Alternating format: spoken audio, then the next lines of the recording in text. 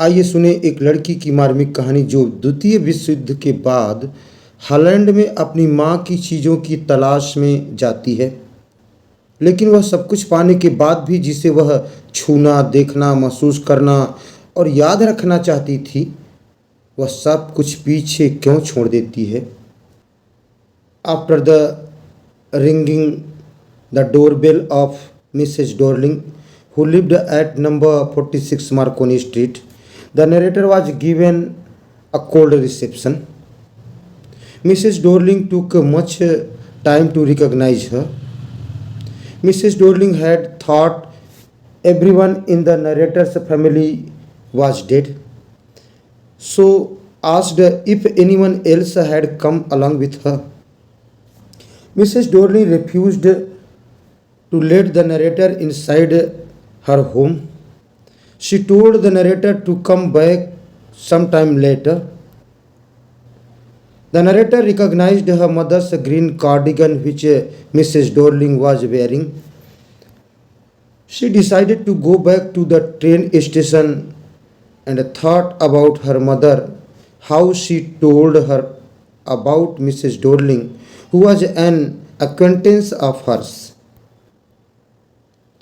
During the Second World War, Mrs. Dorling, who had a broad back, would visit their house and take their possessions with her as she didn't want them to get lost if they ever left the place.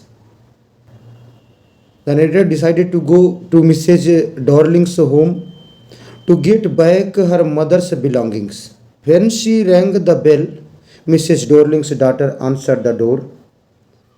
She let her in and asked her to wait in the living room.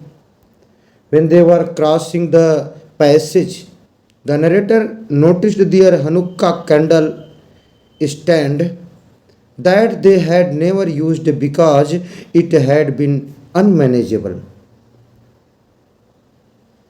When she reached the living room, she was horrified as she saw all her mother's things that were arranged in a tasteless manner.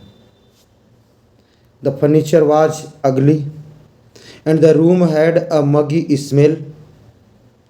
It made her disinterested and she wanted to leave the place.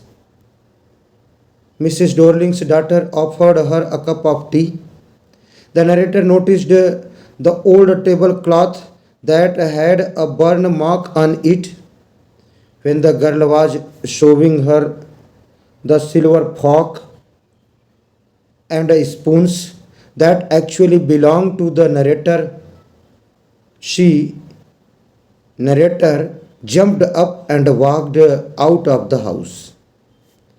She decided not to visit the place again because it brought back memories of the past. So she decided to forget the address. Thanks for watching.